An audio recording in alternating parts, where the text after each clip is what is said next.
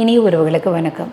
கருத்தரிப்பு சிகிச்சைக்கு வர தம்பதிகள் நிறைய பேர் தாங்கள் எப்படி உடலுறவு வச்சுக்கிறாங்க அப்படிங்கிறத டாக்டர்ஸ் மூலமாக கேட்டுட்டு அவங்களுடைய கவுன்சிலிங் அவங்களுடைய அட்வைஸ் கேட்டுட்டு டாக்டர் சொல்கிற மாதிரி தான் நாங்கள் செக்ஸ் வச்சுக்கிறோம் அப்படிங்கிறாங்க. இதுக்கெல்லாம் ஒரு அட்வைஸ் ஒரு கவுன்சிலிங்லாம் வேணுமா, எப்படி செக்ஸ் வச்சுக்கணுங்கிறதுக்கெலாம் ஒரு பெரிய அட்வைஸ் வேணுமா அப்படிங்கிறத நம்ம கேட்டால் வல்லுநர்கள் ஆமாம் வேணும், தே நீட் கவுன்சிலிங், இது ஒரு பெரிய சப்ஜெக்ட், இது ஒரு ஸ்டடி, இது தெரிஞ்சுக்கணும் அப்படின்னு மருத்துவ வல்லுநர்கள் சொல்கிறதும் நமக்கு அப்போ ஒரு லாஜிக்காக ஒரு கேள்வி அடிக்கும். அப்படின்னா நம்ம தாத்தா பாட்டி கொள்ளு தாத்தாலாம் ஒன்றுமே இல்லாமல் அவங்க இஷ்டப்படி செக்ஸ் வச்சுக்கிட்டு வருஷத்துக்கு கொண்டு போய் விட்டாங்க.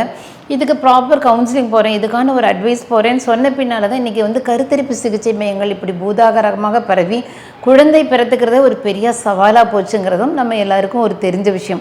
டெய்ஸி இயற்கை கருத்தரிப்பு சிகிச்சை மையத்துக்கு வரக்கூடிய தம்பதிகள் தான் எப்படி ஒரு டாக்டர் சொல்கிற மாதிரி ஃபாலோ பண்ணி நாங்கள் எப்படி செக்ஸ் வச்சுக்கிறோம் அப்படின்னு சொல்லிட்டு நாங்கள் இதே மாதிரி தான் டாக்டர் சொல்கிற மாதிரி தான் வச்சுக்கிறோம், 10 வருஷமாக குழந்தையே இல்லை, 12 வருஷமாக குழந்தை இல்லைங்கிற இந்த ஒரு அபத்தமான ஒரு சூழ்நிலையை பார்க்கும்போது இது விஷயமா நான் உங்கள்கிட்ட பேசி ஆகணும்னு வந்தேன். ஆஸ் பர் டாக்டர் அட்வைஸ் நாங்கள் செக்ஸ் வச்சுக்கிறோன்னு சொல்கிறவங்க இந்த மாதிரி கருமுட்டை உருவாகிற நாளில் மட்டுமே நாங்கள் வச்சுக்கிறோம், அது இல்லாத நாளில் மற்ற நாளில் செக்ஸ் வச்சுக்கிட்டா அது கரு உருவாகாது, குழந்தை பிறக்கிறதுக்கு அது எந்த விதத்தில் ஹெல்ப் பண்ணாது, அந்த மாதிரி செக்ஸ் வச்சுக்கிறது வேஸ்ட்டு.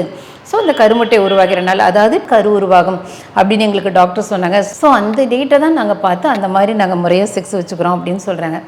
ஒரு விஷயம் என்னென்னா, இந்த மாதிரி நீங்கள் தம்பதிகளை செக்ஸ் வைக்கும்போது என்ன ஆகுனா, செக்ஸ் வச்சுக்கிறதுங்கிறது ஒரு உணர்ச்சிகரமான ஒரு நிகழ்வாக இருக்காமல் ஒரு மெட்டீரியலிஸ்டிக்காக ஒரு ரோபோட் மாதிரி ஒரு இயந்திரத்தனமான ஒரு நிகழ்வாயிரும். தம்பதிகளுக்கு இடையில் ஒரு நல்ல மூடில் இருக்கும்போது செக்ஸ் வச்சுக்கணும்னு தோணும்போது இல்லைங்க இந்த டேட் வச்சுக்க வேண்டாம், இந்த டேட்டில் வச்சுக்கிறது வேஸ்ட்டு, வீணா செமனை நம்ம வேஸ்ட் பண்ண வேண்டாம், இப்படி அவர்கள் தன்னை கட்டுப்படுத்திக் கொள்வதும் தனக்கு மூடு இருக்கோ இல்லையோ ஒரு பர்டிகுலர் டேட்டில் வச்சுக்கணும் போது தனக்குள்ளே ஒரு ப்ரெஷர் ஒரு பதட்டம், இந்த நாள் நமக்கு என்ன இருந்தாலும் வச்சுக்கிட்டாகணும்னு ஒரு பதட்டம் ஒரு இயந்திரத்தனமான ஒரு செக்ஸாக இருக்கும். ஸோ இன்றைக்கி ஒரு தேதி 13, இன்றைக்கி நம்ம செக்ஸ் வச்சுக்கிட்டாகணும் வா அப்படின்னு சொல்லி பண்ணும்போது ஒரு மெட்டீரியலிஸ்டிக்காக ஒரு மிஷினை போல் வச்சுக்கிற மாதிரி இருக்கும். இந்த மாதிரி வச்சுக்கிறதுல என்ன நமக்கு பெரிய மைனஸ் பாயிண்ட் அப்படின்னா, இயந்திரத்தனமாக வச்சுக்கிற செக்ஸில் ஒரு செமனோட மொட்டிலிட்டி அந்த அளவுக்கு இருக்குமா, மென்னோட பர்ஃபார்மன்ஸும் சரி, அந்த எரெக்ஷனும் சரி, அவர்களால் ஒரு உணர்ச்சி பூர்வமாக ஒரு பர்ஃபார்ம் பண்ண முடியாத ஒரு நிர்பந்தமான ஒரு நிலைமைக்கு தள்ளப்படுறாங்க.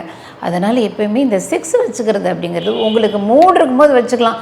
இப்போ நீங்கள் மூடு இருக்குது அந்த நேரம் வச்சுக்கிட்டா உங்களுக்கு கருமுட்டை உருவாகிற நாள் கிடையாது, வேஸ்ட்டுனாலும் தாராளம் வச்சுக்கோங்க.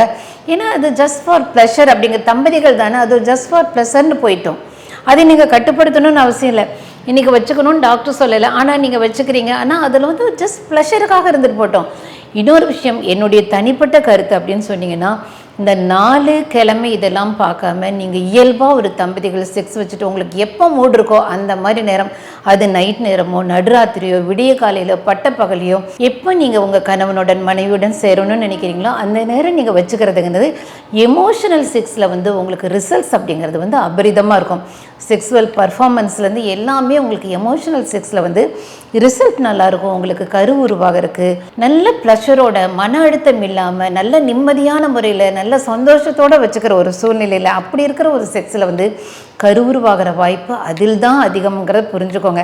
ஏன்னா நம்ம கொள்ளு தாத்தா பாட்டி எல்லாருமே அப்படி தான் வச்சுக்கிட்டாங்க.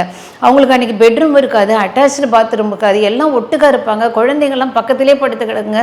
அவங்களுக்கான ஒரு சின்ன ஒரு தனிமையை தேடி குழந்தைங்க தூங்கிட்ட பின்னால் இந்த மாதிரி வச்சுக்கும்போது ரொம்ப ஒரு எமோஷனல் செக்ஸு அதில் அவர்களுக்கு ரிசல்ட் அபரிதமாக இருந்தது. அந்த குட்டி வீட்டில் வெறும் ஃபேனில் அவங்க வச்சுக்கிட்டதை வருஷம் ஒன்று பெற்று விட்டாங்கங்கிறத நீங்கள் மறந்துக்க வேண்டாம். அதனால் தேவையில்லாமல் கன்ஃபியூஸ் பண்ணிக்க வேண்டாம். ஏன்னா எங்களுடைய ஹாஸ்பிட்டல் தம்பதிகள் சிகிச்சை எடுக்கும்போது மன அழுத்தமே இல்லாமல் பயம் இல்லாமல் நிம்மதியாக இது ஒரு ஷார்ட் பீரியடில் ரொம்ப உங்களை வச்சுக்கிட்டே இழுத்துக்கிட்டே எக்ஸ்பெரிமெண்ட் பண்ணிகிட்டே இருக்காமல் ஒரு ஷார்ட் பீரியடில் இறைவன் கருணையோடு நம்ம குழந்தை பெற்றுக்கிறதுங்கிறது ஒரு நார்மலான ஒரு அழகான நிகழ்வு. பயந்து இருக்கக்கூடிய மன அழுத்தத்தில் இருக்கக்கூடிய ஒரு நிகழ்வு இல்லை. செக்ஸ் வச்சுக்கிறதும் அப்படி தான் ஒரு அழகான நிகழ்வு.